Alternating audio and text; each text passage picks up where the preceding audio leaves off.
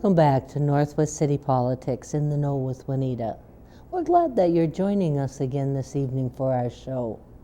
We're glad that there are people like you out in all of our cities who are interested in the issues that are happening in your city and in all of the 9 cities in Northwest Community Television's viewing area. Good government takes a good city staff, a good mayor, a good city council people, but also people like you that follow issues and then let your city council and your mayors know how you feel about them. So we're glad to have you with us tonight. And tonight we're going to be looking at how cities can stay competitive on into the future. A lot of our cities are looking at ways to make their city more competitive with other cities, and our whole area is wanting to do that. So I've been talking with several of the mayors and city council people over this past year, asking them what's happening in their city, and that's what we're going to be looking at tonight. So we're very glad to have you with us. Take down names and phone numbers if you've got any resonance with the issues, and we'll move on into our first city council person.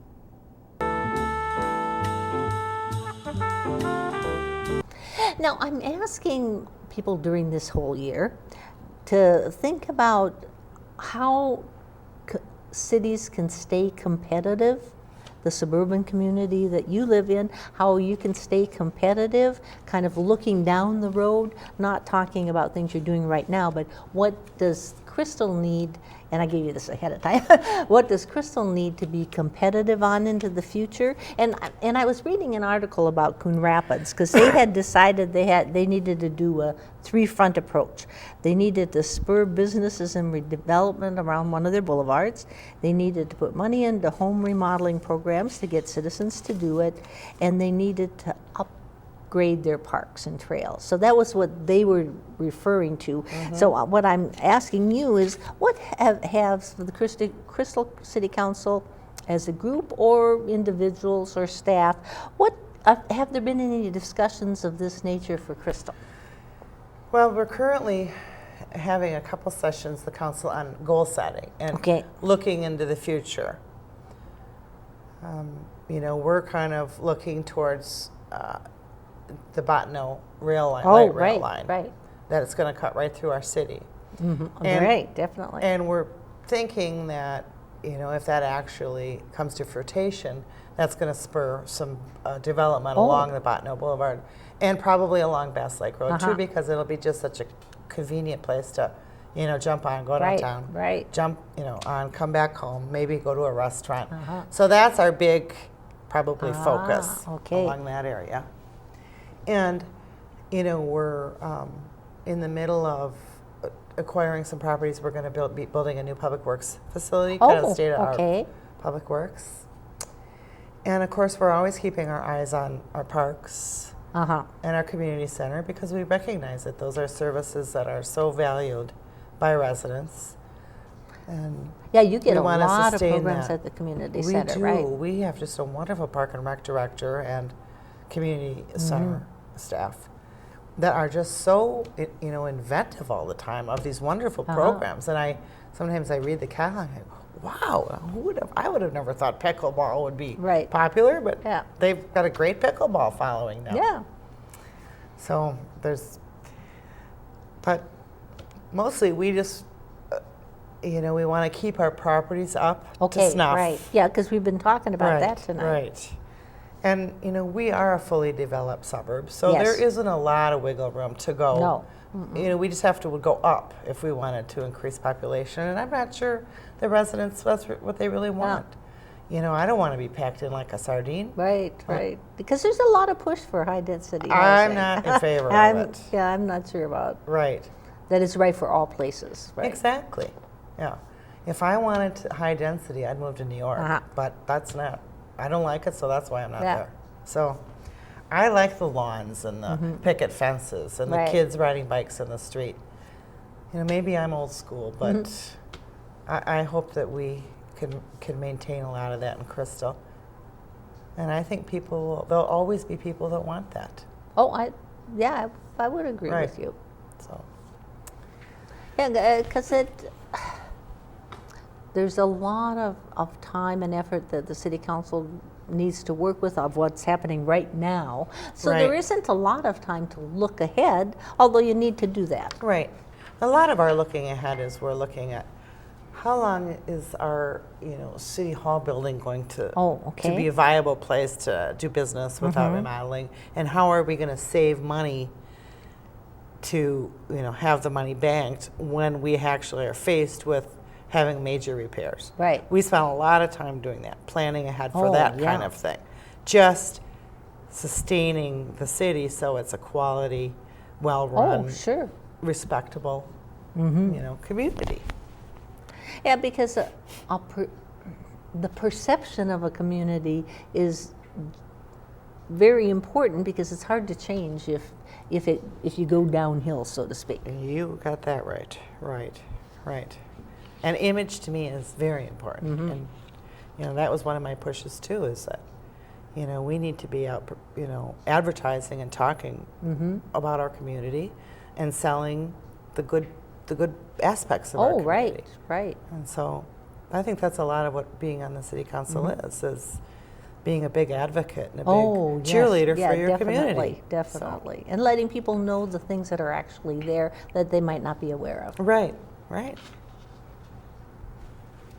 And are there any areas where you think the state legislature, Hennepin County, or the Met Council could interact or help Crystal when they're looking down at the future? Well, there's always opportunities for shared services, and my suspicion is maybe 10, 20, 30 years from now, there might just be one large fire department. Okay. Like a Hennepin County Fire Department. Right. And maybe there'll be one large sheriff's department and no individual city police departments. It's possible. Oh, yeah. I don't know that I'd like that, and I don't know if I'd advocate for it, but maybe financially sometime that might be the route that the world kind of transitions to. Right. I see it in some other communities, out in the West Coast.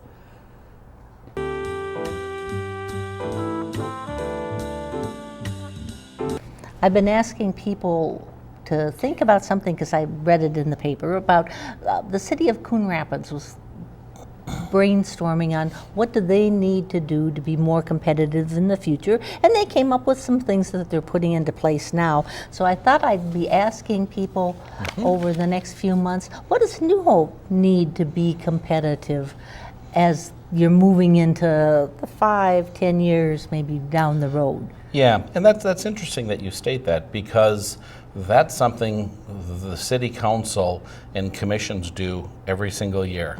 And we have a very descriptive, very well thought out and written comprehensive plan that is not just written by us. It goes to all of our surrounding neighbors, all of our communities around us, and then it goes to the Met Council, and everybody's reviewing this. So every year, we are looking at things that we need to do to keep relevant. And we're staying in front of it. We have an incredible city staff. We have fantastic folks. And having worked here as a police officer, I got to see a lot of these same people in action. And I know the level of caring that these folks have for their job. I have a lot of respect for our city staff. And they're constantly looking at ways to better the city and keep us relevant and make New Hope a great place to want to move to. Well, some of the things that we're doing is we have a very assertive rental registration. We have a very assertive rental inspection. Our city codes and standards are real regimented. We have super inspectors that the last 4 or 5 businesses that I've talked to really have enjoyed working with. And so we're doing a lot of the things already that need to be done. We constantly brainstorm to look to see what others are doing. Is there something that we need to learn? Each of our directors belongs to an association for people of their occupation, and they're constantly bringing back great ideas. Right. And we expect that out of each of our directors. We expect not the status quo. We don't want to hear either A, that's not my job, or B, we've never done it that way before. Right. We constantly push, and our mayor has been very assertive in wanting to see that we're keeping relevant, and our city manager is very very up on that as well. So we're blessed to have the crew we've got. Oh, that helps a lot. Yeah. So what kind of issues do you think New Hope is focusing on because of all the discussions you've been doing up to this point? Well, we want to make sure the redevelopment is the right redevelopment. We want to make sure that our housing stock remains current and up.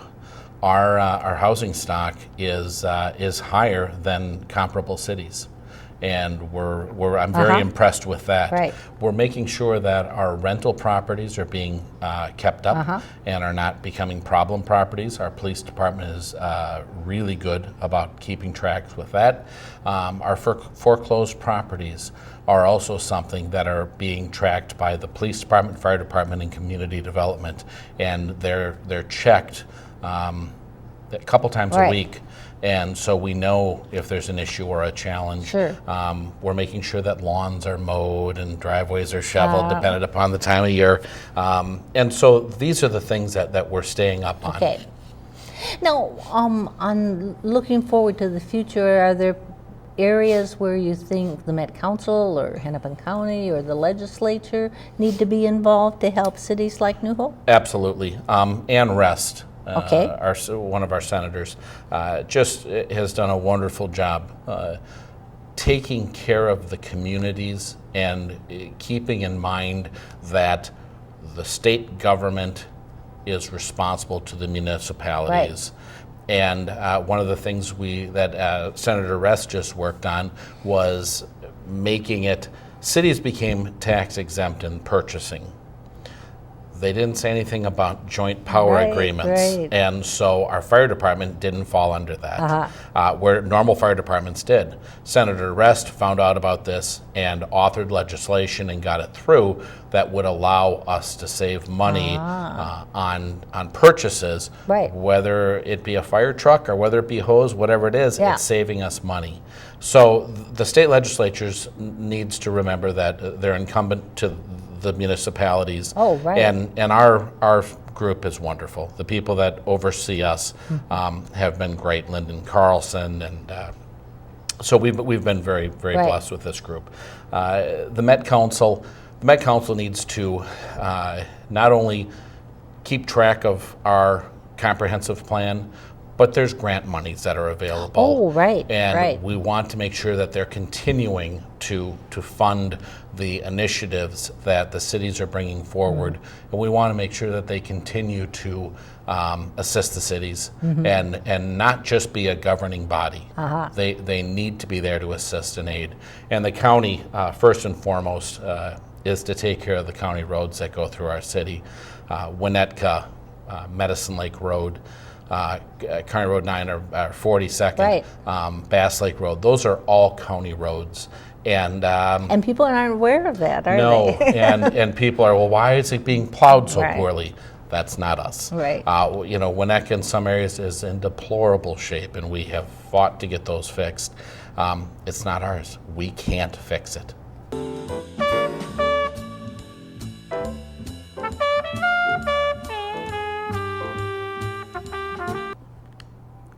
Now, I'm asking everybody this year that, because I watched and read an article about cities needing to remain competitive in the future, because you want people to come and live in your city and keep it vital and alive.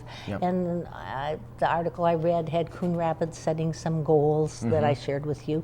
But I thought I'll ask all of the people coming on our program, what is Robbinsdale City Council and staff been discussing in relation to kind of not the immediate future, but a little farther down the line? What do you have to do to be aiming there so that you're still vibrant? Well, I think the key for us is establishing where we're at now. What do we have? what do we have that residents like? What do we have that businesses like? And building upon it. We don't have a lot of large corporations, big industrial complexes, so we have a unique situation in that regard. But we're also next to the largest city, and that bodes well for us. Oh, right. Access to jobs, and then also to people that can, come into Robbinsdale and support our local businesses. So we do have goal planning. We do that every year, and then we constantly get updated on those in various work sessions. So I think one of the things that we've been looking at is, again, our asset, the downtown area, is maintaining that and improving it. The second thing is our housing stock. Is maintaining the housing stock and improving on it by providing homes that residents or that home buyers want. Oh, right. It tends to be sometimes larger homes or homes that are easily accessible, say a Rambler. So the EDA, which is also the Robbinsdale City Council, that's probably one of our biggest priorities right now is housing and maintaining that stock. And the third thing I would say is safety, because none of that means anything if you don't have safe neighborhoods. True. So we work very hard and very closely with our police department to maintain a great place to live. So I think we feel that if we can keep those things, our downtown area viable, and keep it safe, and then also maintaining our house, all while staying within our budget and keeping taxes low, and that's the challenge. Definitely. I think those are the things. I think that's similar with a lot of cities, but that's really what our focus is. But when we get into the future a little bit more, there's things like light rail. Coming up on the horizon. Yes, and so we've begun to start planning for that, and I can't let out too many of the secrets, but we got some things that we're working on to take advantage of that if it does happen. And but we're very much, the city council is, what's great is that we're always throwing out different ideas and try to kind of encourage people to do that. So we don't try to get everything out on the table. Idea is not a bad idea, and we try to build off that, and I think that's healthy for our community. I would think so. Yeah. Even though we're smaller and we're fully developed, there's I think a lot of changes that are going to happen, especially with our proximity to Minneapolis, and we got some very unique things we have to offer businesses and the residents, and we're going to continue to promote those. Yeah, that sounds interesting. Are there any specific things that you're focusing on for the future? You haven't started them yet, but you hope to implement? Yeah. Our infrastructure is really old. Oh, right. And it's not... 1893, you said, when you started, There's some things from, before World War I that, it's not fun or great to talk about, but it is a reality. Oh, right, right. In addition to our water tower. Well, and you can't ignore it. No, we can, and it's one of those things that it gets taken care of underground, and it's not as fun as a new mural that people can see and enjoy, and it's also very expensive. So we're going to continue to be dealing with that, and we're going to need a new water tower. And they're expensive. They're very I didn't realize, but some other cities have talked about it. So those are some of the things that we're planning for, but those are kind of, I guess I'll say, more maintenance things. But those are services that we have to provide, and those are the basic things that we're responsible for as a municipality. But keeping our roads, improving our roads, maintaining those. But I would say, planning for light rail is going to have a pretty significant impact on Robbinsdale. And we also got to look at housing. Yeah, because you've got a station, right? Right. Yeah, there'll be a station, but housing too for the future. And so, we have our comprehensive plan, which all cities do, that kind of look out to the future and different things that we're going to do. So those are the things that, nothing crazy, but things that we've been focusing on. And we, it comes down to the residents too. We got budget planning meetings coming up. And this is the time when the city councils are really working on. So certainly, maintaining our parks and keeping them, usable. And meeting the needs of the residents. And, there's got an email today from a resident that, actually a number of emails recently about telecommunication and internet options. and better speeds, and so there's little things like that come up and opportunities, and Sure. That we do investigate, but so. And then are there any areas where you see needing to interact with the state legislature or with Hemken County or with the Met Council, where they'd need to be involved to help you accomplish? There's always times when we look to other civic organizations or entities to assist. And a lot of it has to do with road construction with the county, and then sewer and water access with the Met Council. But with light rail, there'll be some very significant involvement with both of those entities. But in our state legislators, there's instances with, for example, the legislation that was passed recently allowing cities, municipalities not to pay taxes on certain things. So those are things that pop up, like with the Metro Fire and Rescue, where kind of a joint powers, and does that new law apply to a joint powers agreement? And that's where we can go to Senator Ann Rest and our state representative Mike Freiberg, who do a great job, checking in with us and seeing what's going on. So being with Robbinsdale a little bit smaller, probably not as much as some of the larger cities, but there's definitely, we work on projects all the time, and we, like with the Hemken County, we basically use them to do our assessing in Robbinsdale. So we had somebody retire, and it was in our best interest to have the county kind of take that over, and so there's instances like that where we'll work with them. Yeah, because they're part of your planning process too. Yeah, absolutely. They're very much involved.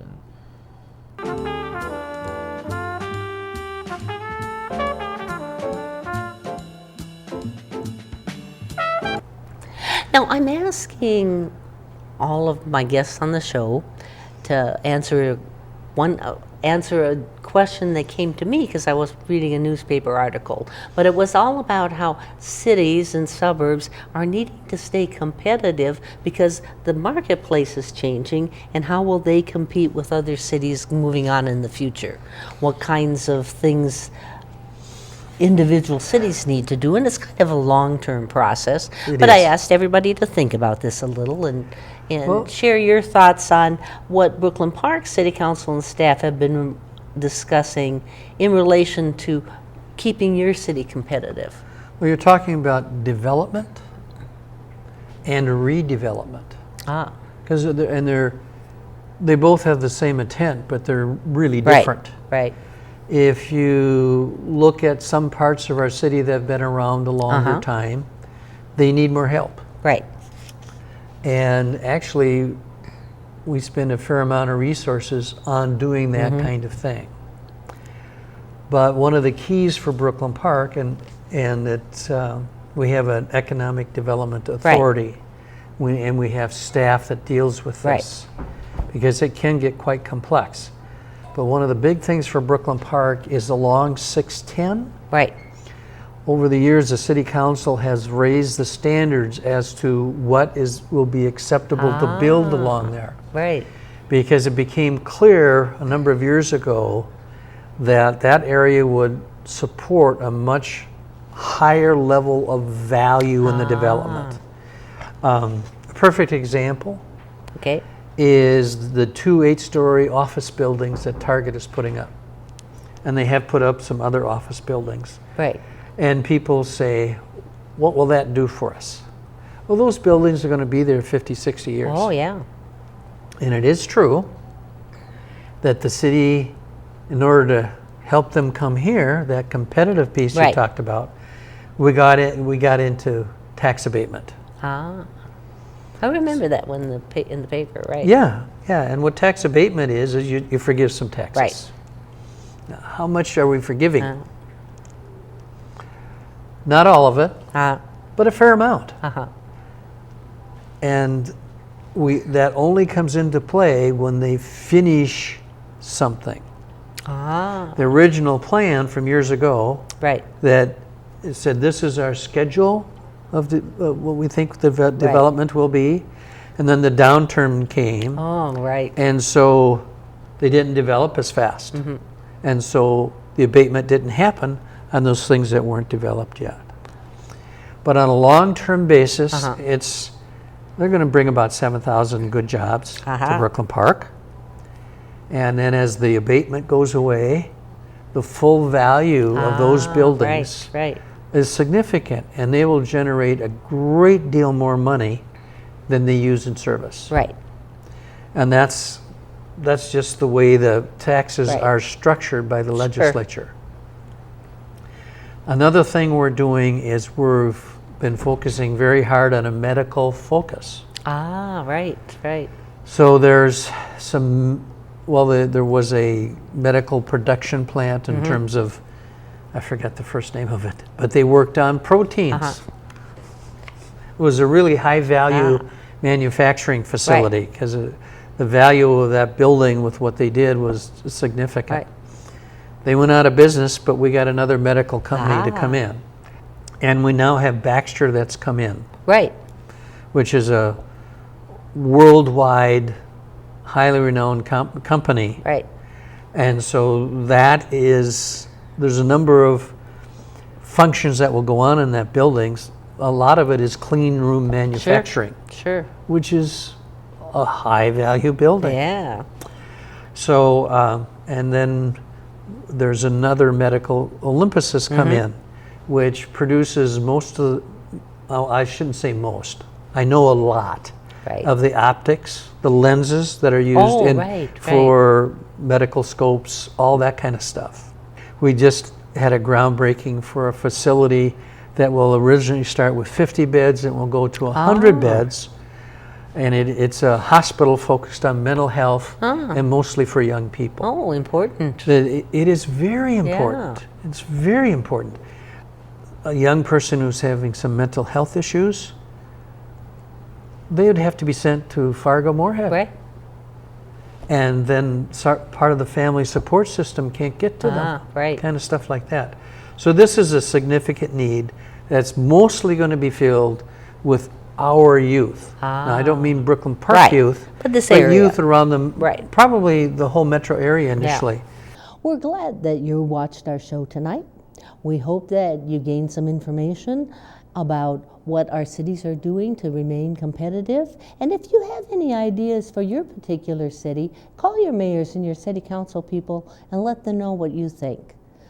We also encourage you to see us on our new sites. We have a new site on YouTube where you can see the shows that we've put on a couple weeks after we've taped them.